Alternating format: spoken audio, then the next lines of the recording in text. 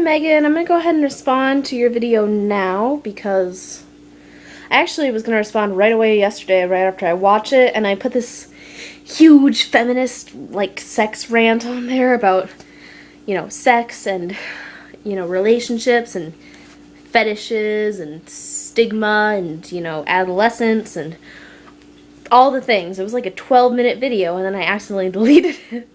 And I was like, I'm not trying again. That was emotionally straining. So I'll wait till tomorrow. And it's tomorrow. Look at that. How convenient. Oh! Hi, subscriber! Oh my god, we have another subscriber that isn't one of us. That's really exciting. I don't know. It's probably stupid that I got so excited about that, but I'm really excited about that. Oh my god, someone thinks that what we have to say is worth watching. That's so sweet. So, okay, on to the subject at hand. God damn. To answer your question, no, I do not think that sex is the end point or the high point or the ultimate goal of every relationship or of any relationship. Absolutely not. And here's why. What do I have here that I can show this with? Okay.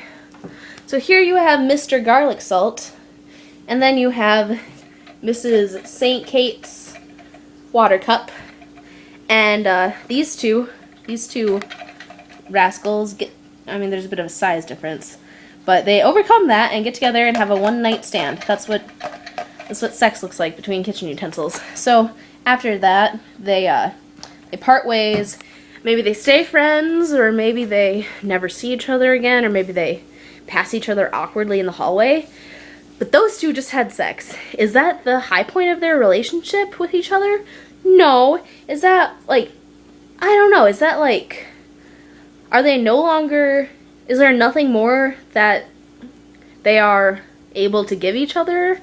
No. If they are, friends with benefits type of thing, there are plenty of other reasons to hang around someone aside from getting in their pants.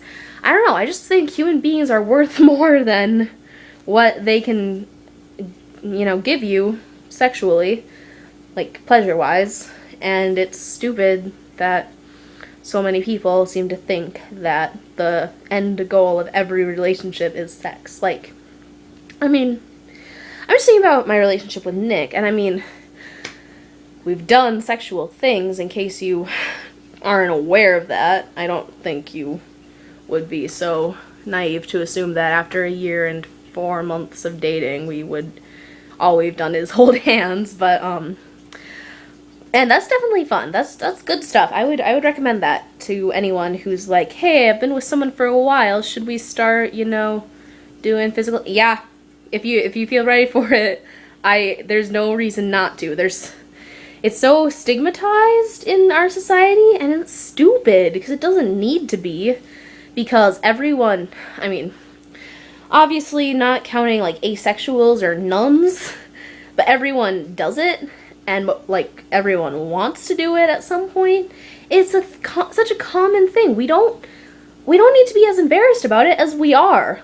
You were afraid to say it on the internet. You were afraid to admit that what are you now, 19, 20-year-old girl who's been in a relationship for 5 years or something with this guy, that you guys had sex. That's normal, Megan.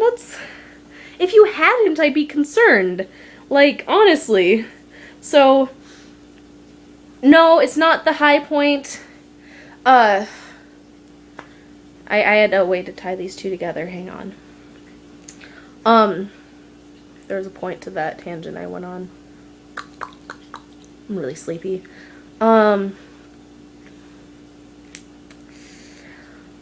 I don't know, we spend so much time freaking out about it, but at the same time we're really embarrassed by it, and it's if we could be aware that it's a normal thing, that people do it, that everyone does it, at any given time you're in a room with tons of people who've had sex, probably a couple of them are into some weird shit, or, I don't even want to say weird shit, just unconventional shit, I don't know, kinks and stuff. And that's okay too, honestly. I'm gonna put this out there because since you were afraid to admit this highly normal thing on the internet, I'm gonna admit a slightly abnormal thing. So TMI warning. I personally enjoy bondage quite a bit and stuff like that. And I thought I was the biggest freak in the world for the longest time because of that. And then I was in a room with a handful of my female friends, and another one of them mentioned like, you know what, I'm really into bondage. And I swear to God, every single girl in the room was like, dude, me too. Oh my God, I thought I was a weirdo. And I'm like, people are into different things. Some people can't get off without looking at a pair of high heels. I personally, okay. Quick lesson. Difference between fetishes and kinks. Kinks are like, you know, unconventional things you're into. Fetishes, you can't get off without that. I have a butt fetish. If I'm not grabbing someone's butt, it just doesn't, it's like if I don't do that at some point, it just doesn't work. And that's, you know, whatever. That's normal. Things like that, you don't need to announce them to the internet like I'm doing, but people don't need to be as ashamed about it as they are, because most people have them. I feel like we'd be hard-pressed to find someone who doesn't have some deep repressed, like, fantasy that's a little out there. How did I get on this tangent? God damn. Alright, so, going back to relationships. My relationship with Nick, we've gone to prom together, we had that one sleepover, and then the next day we watched X-Files all day. We've done so many things that were not, like, completely unrelated to sex, and those are, you know, as important in our, relationship as the sex things, I think. Like, we play Dungeons and Dragons together every Saturday. I mean, these are the things that define how healthy your relationship is, I think. I mean, sex is part of that too. Like, you know, you're respectful of each other, you're, you know, not judgmental if you're like, yo, wanna try tying me to the bed? But, like, I mean, you can't have a healthy relationship if all you think about let me start that sentence over. If the only reason you're with this person is to achieve the ultimate goal of having sex with them, it's not a healthy relationship, and that's stupid. There's so many things I've done with Nick, there are so many things I'm looking forward to doing in the future. Like, we want to get an apartment together, and that I look forward to. Maybe going to his prom next year when he's a senior, that I look forward to. Like, I don't know, all the things. I don't know what all the things are. This summer I want to go stargazing. Oh, okay. Sorry, I'm getting all fluttery and daydreamy. And I think those are maybe even, no, they're not more important, but they're as important, if not more important. Because, I don't know, it's a different kind of intimacy that you get from, like, being naked with someone and, like, spending a lot of time with someone, or, like, telling them traumatic details about your past. Like, it's a whole different thing. It's equally important.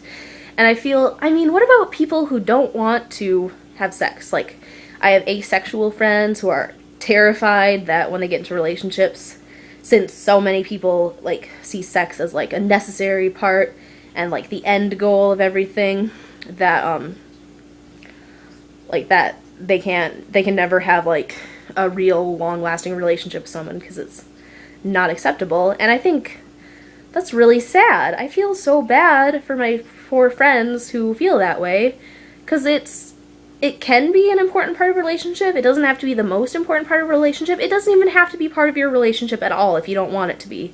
Like, I mean, there are couples out there who just don't want to have sex with each other. It's a thing. And they shouldn't be made to feel bad for that. Just like people who really enjoy having sex with each other shouldn't be made to feel bad for that.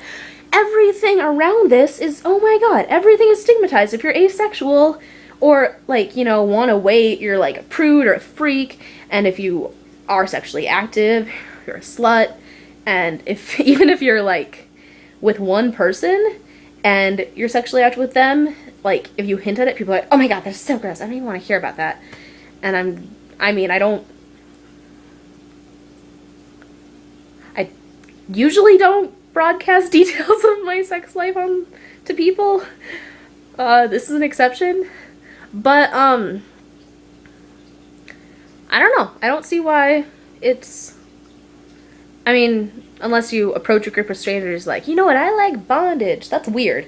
But if you're talking to, like, a friend about things like this, I don't see why it has to be weird or stigmatized, because this is a normal thing. This is a thing that everyone does or wants to do, for the most part. I'm not nuns, monks, and asexuals. I'm not excluding you guys. I know you exist, and I know you're valid members of society, too.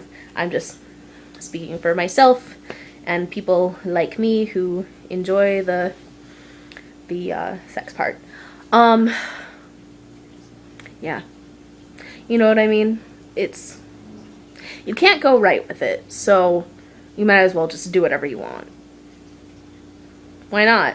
And anyone who's gonna, like, just for the record, anyone who, I don't think, since I know, aside from the subscriber, hi subscriber again, I'm so excited to have you here, and I'm sorry that I'm telling you all these weird, intimate details when I just am now aware of your existence.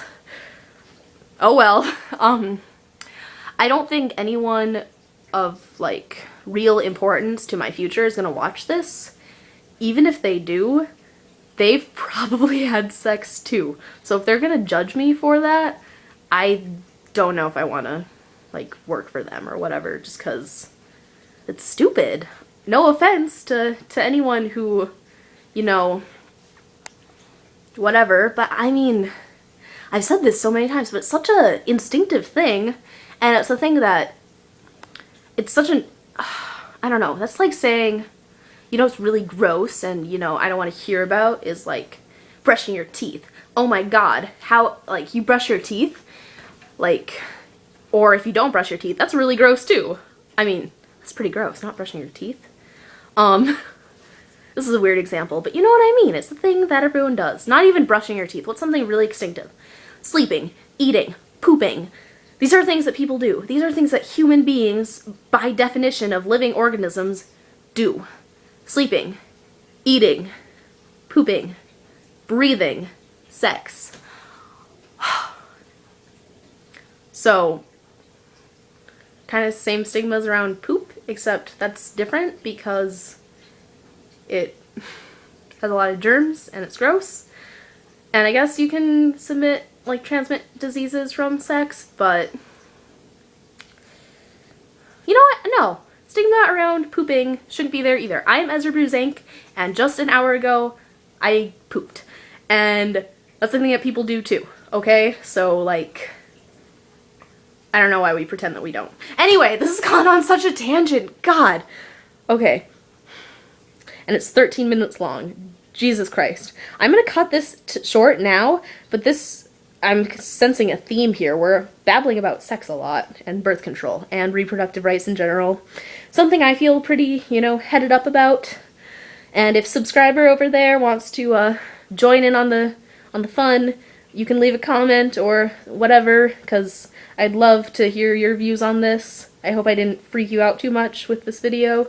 You either, Megan, if you're TMI'd out, just let me know. I'll try to tone things down for the future videos. But I don't understand it, man. I don't know why people are so weird about these things. It can all go back to the vagina thing. You're surrounded by vaginas all the time. Why are people so offended by them?